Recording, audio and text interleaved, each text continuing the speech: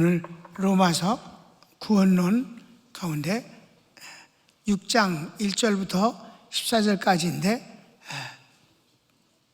제목을 봅시다. 내포적 대표자 원리의 은혜를 받은 성도는 어떤 신앙으로 살아야 할까요? 몇 가지가 있어요.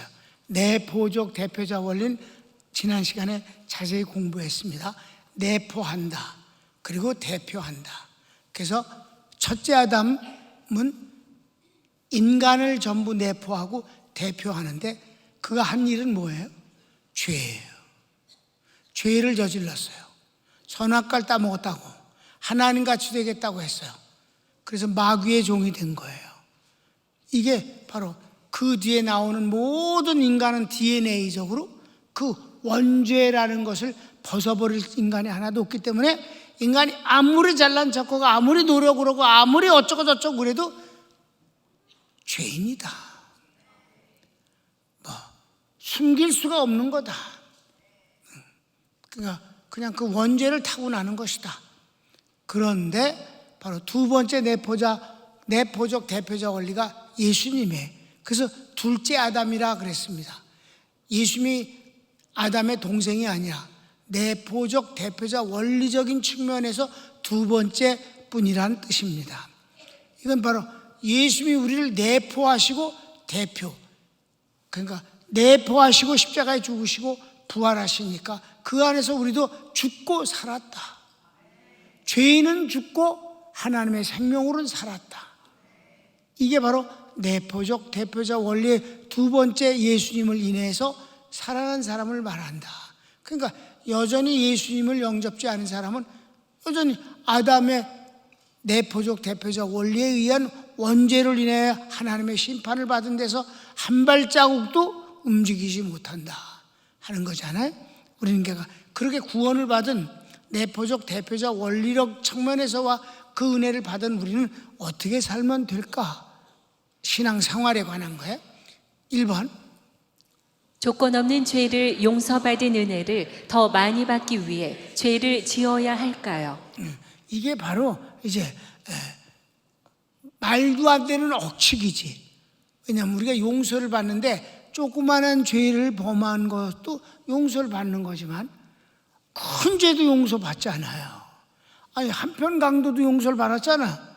네가 오늘 나와 더불어 낙원에 있으리라. 그러니까 뭐 약간 도둑질하는 건 별것도 아니네.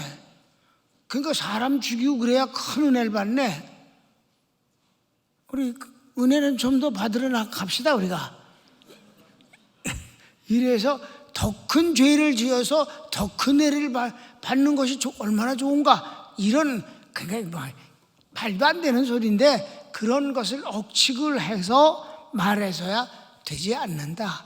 구원받은 사람들은 절대로 하나님의 은혜를 공짜인 줄 알고 장난을 할 수는 없는 거다. 자, 1절 2절을 읽읍시다. 그런지 우리가 무슨 말을 하리요? 은혜를 더하게 하려고 죄에 거하겠느냐? 그럴 수 없느니라. 죄에 대하여 죽은 우리가 어찌 그 가운데 더 살리요? 우리가 주님의 은혜를 받았다는 뜻은 곧 빚진 자라는 뜻이다. 많은 것을 탕감받은 것은 기가 막힌 은혜이지만 그걸 그 죄를 많이 진 걸 자랑할 수는 없다. 사도 바울은 자기의 죄를 죄인 중에 괴수였다라고 부끄러워하지 않는가? 죄는 부끄러운 것이지 은혜를 받는 수단이거나 자랑이 될 수가 없다.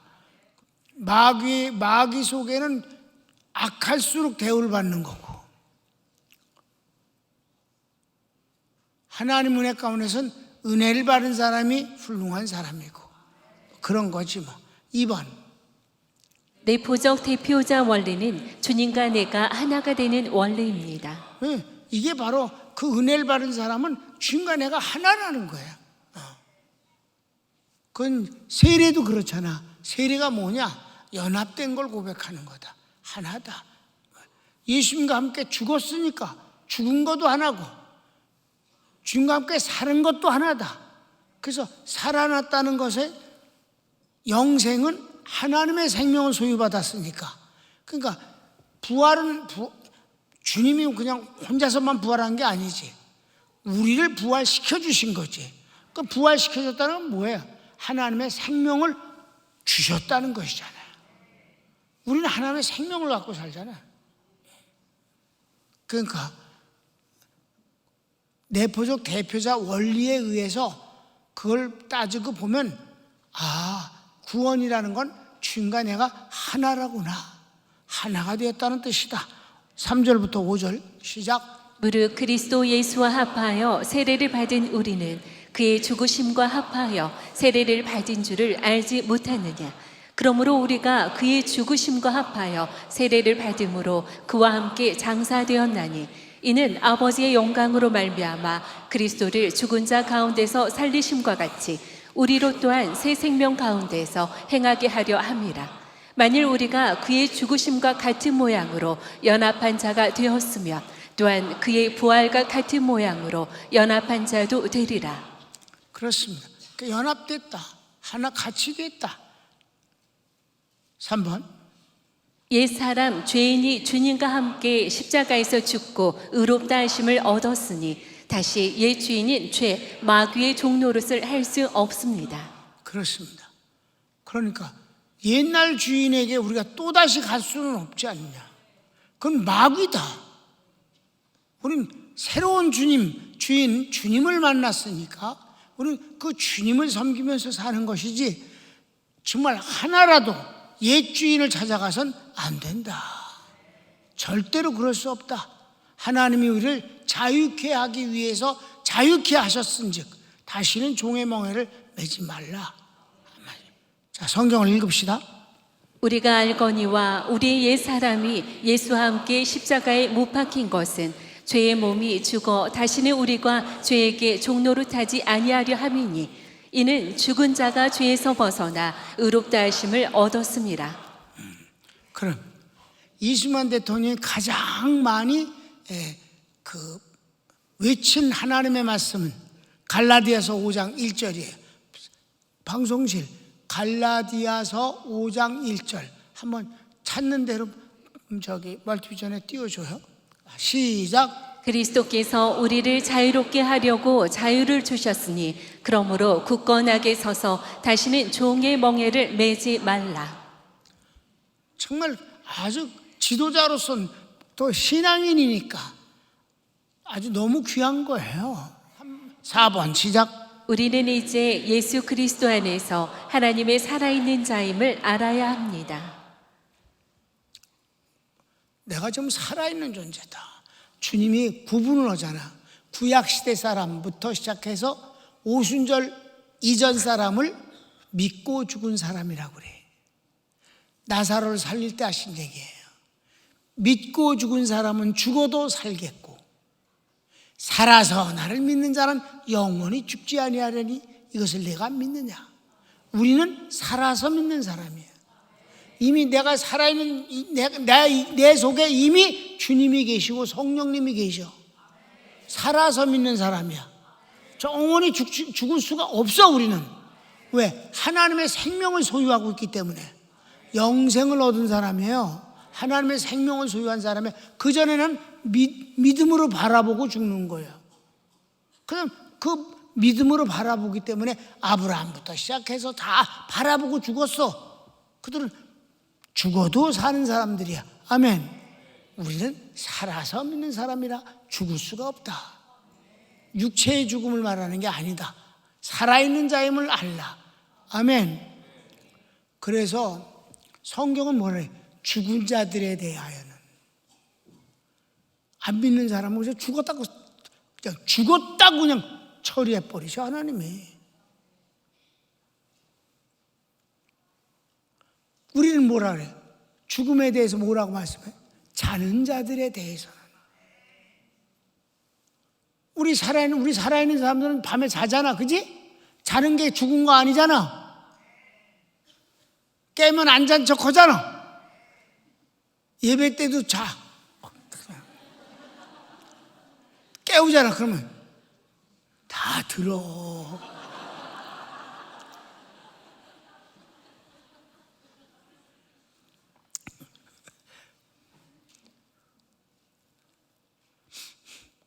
성경을 읽읍시다.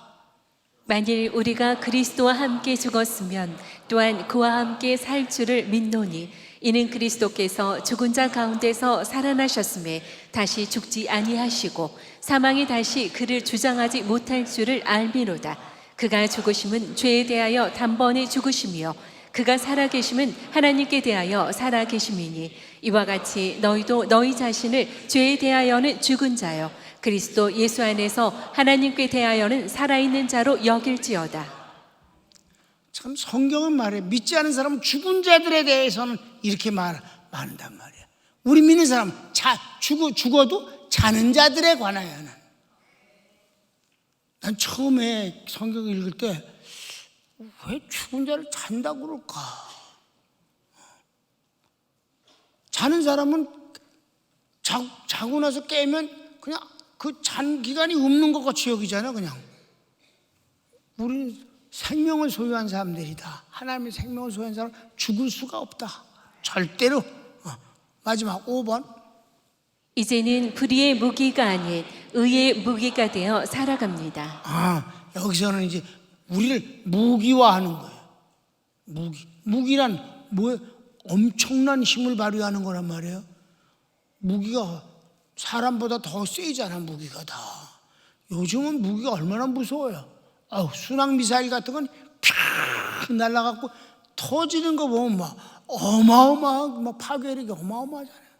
빌딩 하나는 아무것도 아니고 막 팍팍 다 날아가잖아요. 우리는 하나님의 살아있는 무기로 여겨라.